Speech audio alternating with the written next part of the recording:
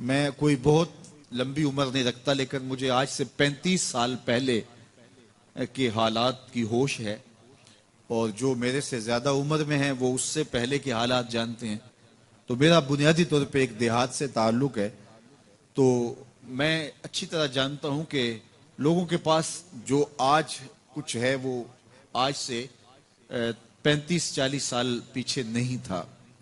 بالخصوص دیہاتوں کے اندر لوگوں کے پاس ایک یا دو جوڑے ہوتے تھے اور انہیں بار بار پہنتے تھے۔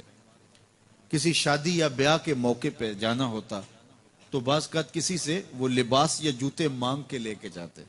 مجھے اچھی طرح یاد ہے کہ اس زمانے میں لوگ اپنے کندھے پر ایک کپڑا رکھا کرتے تھے، اور شادی پر اگر کسی نے جانا ہوتا تو جس کا کپڑا بہت اچھا ہوتا تو اس سے وہ مانگ لیا کرتے تھے کہ میں نے ذرا شادی پہ جانا ہے۔ بڑے بھائی کے جوتے پہن لیا کرتے تھے، اور اسی طرح گزر ہوتا تھا۔ کبھی کوئی شکوہ زبان میں پیدا نہیں ہوا تھا، اور لوگوں کے شکستہ سے کچے گھر ہوتے تھے، اور گھر کے صحن میں ایک درخت ہوتا تھا، دوپہر وہاں کاٹ لیتے تھے۔ اکثر لوگ دوپہر کا کھانا تیار نہیں کرتے ہوتے تھے، دودھ پی کر کے ہی گزارا کر لیتے تھے۔ صبح کو ناشتہ اور شام کو کھانا ہوتا تھا، لیکن اس کے باوجود اللہ کا شکر کیا کرتے تھے۔ یہ پچھلے دن میں گزرا تو دیکھا کہ بچے کھیل رہے ہیں اور غبارے پھوڑ رہے ہیں، اور جب غبارہ پھٹتا ہے نا تو بچے خوش ہوتے ہیں، کہہ لگاتے ہیں۔ پھر دوسرا غبارہ ہے، وہ اس سے کھیلنے لگ جاتے ہیں، اور پھر جب وہ پھٹتا تو پھر خوش ہوتے ہیں۔ تو میں ذرا رک گیا اور اس منظر کو دیکھنے لگا، اور پھر میں نے کہا کہ غبارہ پھٹتا ہے تو یہ بچے خوش ہوتے ہیں، لیکن جب ہمارا زمانہ ہوتا تھا، جب ہم بچے تھے تو غبارہ پھٹتا تھا، ہم رونے لگ جاتے تھے، کیونکہ کھیل ہی ختم ہو جاتا تھا۔ ایک ہی غبارہ ہوتا تھا 5-6 بچوں کے پاس، اور غبارہ پھٹ گیا تو کھیل ختم، تو سارے رونے لگ جاتے تھے۔ اور اب یہ غبارے پہ غبارہ پھوڑ رہے ہیں اور خوش ہو رہے ہیں، تو کہاں سے کہاں ہم آ پہنچے۔ لیکن اس زمانے میں اگر کسی سے پوچھا جاتا، لوگ پیدل سفر کرتے اور لباس بھی پورے نہ ہوتے، تو جب کسی سے پوچھا جاتا کیا حال ہے تو وہ لمبا ہاتھ کر کہتا اللہ کا شکر ہے۔ اس کی باڈی لینگویج بتاتی تھی کہ وہ اس کا رواں رواں اللہ کا شکر ادا کر رہا ہے۔ تو اس کا لہجہ بتاتا تھا، اس کا انداز بتاتا تھا کہ وہ اللہ کا شکر کس گہرائی قلب سے کر رہا ہے، تو وہ کہتا ہے اللہ کا شکر ہے۔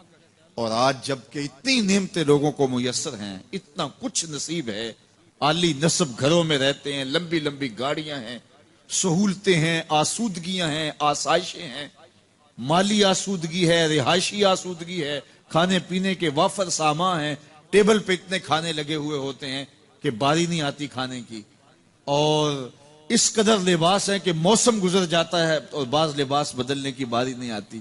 لیکن اس کے باوجود کسی سے پوچھے جناب کیا حال ہے، آسودہ حال شخص سے بھی پوچھیں تو وہ بھی بڑے آہستگی سے کہتا ہے بس چل ہی رہا ہے۔ تو وہ زمانہ تھا کہ جب لوگوں کے پاس کچھ تھا نہیں تو لمبا ہاتھ کر کے کہتے، تشکر کا لہجہ کتنا دل آویز تھا، اللہ کا شکر ہے۔ اور آج کہتے بس گزر ہو ہی رہی ہے، بس چل ہی رہا ہے۔ تو ناشکری بڑھتی چلی جا رہی، اتنا کچھ ہونے کے باوجود جو ہے وہ ان کا بھی چل ہی رہا ہے۔ تو کہا ان الانسان لربہ لکنود، بے شک انسان اپنے رب کا ناشکر ہے۔ اتنی نعمتیں کھانے کے باوجود، اتنی دولتیں سمیٹنے کے باوجود، اتنی عزتیں پانے کے باوجود، اتنی آسائشیں حاصل کر چکنے کے باوجود، دولت کے اتنے انبار رکھنے کے باوجود، اس کی زبان بولتے ہوئے کتنے بخل سے کام لیتی ہے کہ بس گزر اوقات ہو ہی رہی ہے۔ او میاں تیرے رب نے تجھے اتنا کچھ دیا، یہ دولتیں، یہ دولتوں کے انبار، یہ آسودگیاں، یہ بہاریں، یہ سب کچھ نہ ہوتا، تجھے زندگی بخش دی تھی، اس کا ہی شکر تیرے اوپر واجب تھا۔ اللہ اکبر۔ اللہ نے حضرت انسان کو یہ جو کچھ دیا ہے، کتنی چیزیں ہیں ہمیں پتہ بھی نہیں کہ وہ نعمت ہے، لیکن اللہ نے ہمیں عطا کی ہے۔ دنیا کا ایک امیر ترین شخص تھا اناسس، تو اس کے یہ آنکھوں کے جو پپوٹے تھے یہ کام کرنا چھوڑ گئے۔ ہمیں کبھی اس کا احساس بھی نہیں ہوا کہ یہ کوئی نعمت ہے۔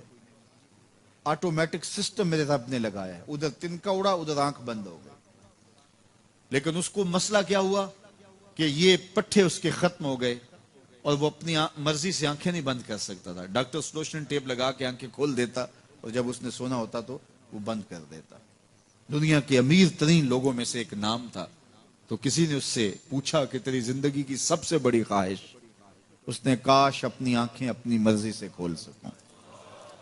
کہا اس کے لیے تجھے کوئی قیمت لگانی پڑے تو کتنے پیسے لگا سکتا ہے؟ کہا ساری دولت لگ جائے، کاش میں اپنی آنکھیں اپنی مرضی سے کھول سکوں. مجھے یہ بتائیے کہ حضرت انسان کو کیا کچھ نہیں اللہ نے دیا. یہ لعاب ہے نا، لعاب ہم روز تھوکتے ہیں، یہ مقدار سے کچھ کم ہو جائے تو بولنے میں دقت، نظام خراب. یہ جو لعاب ہمارے منہ میں آتا ہے جو ہم تھوک دیتے ہیں، یہ قدرتی گریس ہے جو بولنے میں مدد دیتی ہے، نظام انہضام کو ٹھیک رکھتی ہے. اور اگر یہ لعاب کم ہو جائے مقدار سے تو نظم خراب ہو جائے. اللہ اکبر. تو ہم نے کبھی سوچا کہ یہ بھی نعمتیں ہیں؟ باقی روشن آنکھیں، چمکتا چہرہ اور زور آور ہاتھ، چوڑی چھاتی، دھڑکتا دل، اور کہتے ہیں اس دماغ کا اگر کمپیوٹر تیار کیا جائے تو نیو یارک شہر سے بڑا ایک بکریاں چرانے والے شخص کے دماغ کا کمپیوٹر بنے.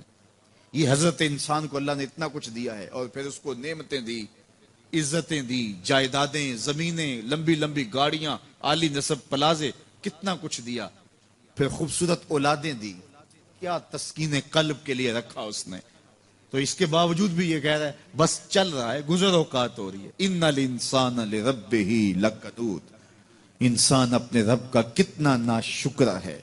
اس نے کیا کچھ اسے عطا کیا، کیا کچھ عطا کیا، لیکن یہ شکر کا کلمہ بھی نہیں بولتا، بخل سے کام لیتا ہے. تو کہا یہ ناشکرہ ہے، اور اس پر کوئی خارج سے دلیل لانے کی ضرورت بھی نہیں ہے. وَإِنَّهُ عَلَىٰ ذَلِكَ لَشَهِيدٌ. اور یہ خود اس پہ گواہ ہے. ذرا اپنے اندر اتر کے دیکھے تو یہ کتنا بخل کرتا ہے شکر ادا کرنے میں، اسے خود سمجھ آ جائے گی. وَإِنَّهُ لِحُبِّ الْخَيْرِ لَشَدِيدٌ. اور اس کی ایک خصلت یہ ہے کہ یہ دولت کی محبت میں بڑا سخت ہے. دولت کی محبت یہ بہت زیادہ اپنے سینے میں پال چکا ہے، اور یہ دولت اس کی محبوبہ بن گئی ہے. دولت تو اس کی ضرورت ہونی چاہیے تھی، لیکن اس نے اس کو اپنی محبوبہ بنا لیا. وَإِنَّهُ لِحُبِّ الْخَيْرِ لَشَدِيدٌ. اس کو محبت زر شدت سے ہو گئی ہے. سویر سے شام تک اس کا وظیفہ ہی یہی ہے. اس کی زندگی کے اندر منصوبے یہ چلتے ہیں. اللہ نے اتنا نوازا ہوا ہے، اس کی ساری زندگی آسودگی سے گزر سکتی ہے جتنا اس کے پاس موجود ہے، لیکن اس کے باوجود ہر وقت اس کے دماغ کے فیتے پہ یہی چلتا ہے اور یہی کہانی چلتی ہے، یہ زیادہ کیسے ہو، یہ زیادہ کیسے ہو، یہ زیادہ کیسے ہو. اس اضطراب نے اس کو بے چین کر دیا ہے، اور خواہش زر نے، حفظ زر نے اس کا چین چھین لیا ہے. اور اتنی محبت جاگزی ہوگی اس کے دل میں کہ اللہ کی محبت کے لیے اس کے دل میں جگہ ہی نہیں بچی. وَإِنَّهُ لِحُبِّ الْخَيْرِ لَشَدِيدٌ. اللہ اکبر. اب پہلے گھوڑوں کی اداؤں کی قسمیں کی، پھر اس کے بعد حضرت انسان کی یہ جو بڑی خامیاں تھی، جو خامیاں جڑ ہیں اس کی باقی خامیوں کی، ان کو بیان کیا. ایک تو ناشکرہ ہے، جو ملا ہے اس پہ یہ شکر ادا نہیں کرتا، حالانکہ اگر وہ شکر ادا کرے، رب کا وعدہ ہے کہ اگر تم شکر ادا کرو گے میں اور زیادہ دوں گا. ایک تو یہ شکر نہیں کرتا، اور دوسرا یہ ہے کہ دولت کی محبت اس کے رگو ریشہ میں رچ بس گئی ہے. بلکہ اللہ تعالیٰ نے ان بد نصیب لوگوں کی کہانی بیان کرتے ہوئے کہا جو دولت کو مقصود ہی بنا بیٹھے. الذی جمع مالا وعدد. یہ وہ بد نصیب لوگ ہیں جو مال کو جمع کرتے ہیں اور گنتے رہتے ہیں، بار بار حساب کرتے ہیں. الذی جمع مالا وعدد. مال کو جمع کیا، وعدد، اور بار بار اس کو گنتے رہے. اتنے ہو گئے، اب اتنے ہو گئے. اللہ کلا لینبذن فی الحطام. پہلے شرف میں الذی جمع مالا وعدد یحسب ان مالہ اخلد. یہ گمان کرتے ہیں کہ ہمارا مال ہمیں لافانی کر دے گا، مال کی کثرت سے ہم محفوظ ہو جائیں گے اور ہمارا کچھ نہیں بگڑے گا. دولت اتنی ہوگی تو ہم ہر طرح سے حفاظتوں کے ساتھ میں آ جائیں گے، ہمارا مال ہمیں لافانی کر دے گا. یحسب ان مالہ اخلد. اللہ تعالیٰ نے فرمایا کلا، ایسا ہرگز نہیں ہے. یہ تمہاری بھول ہے کہ مال تمہیں لافانی کر دے گا، مال تمہیں مرنے نہیں دے گا، مال تمہیں محفوظ کر لے گا. کلا، ایسا ہرگز نہیں ہے. بلکہ کیا ہے؟ لَيُنبَذَنَّ فِي الْحُطَمَةِ. ہم تمہیں پکڑ کے آگ میں ڈال دیں گے۔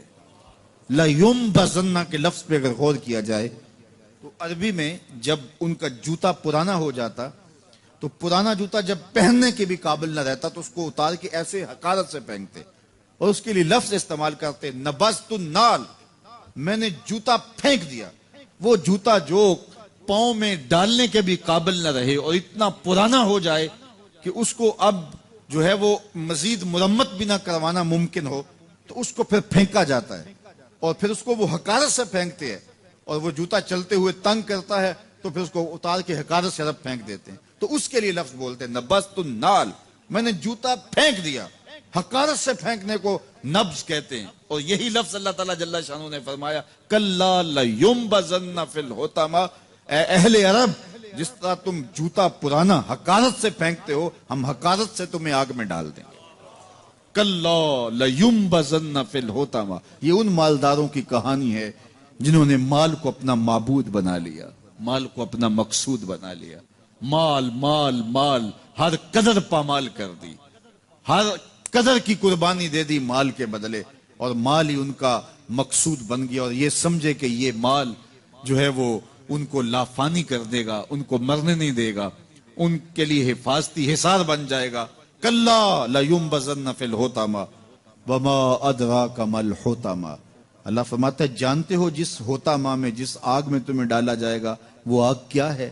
مل حطمہ، کیا تمہیں پتا ہے وہ حطمہ کیا ہے؟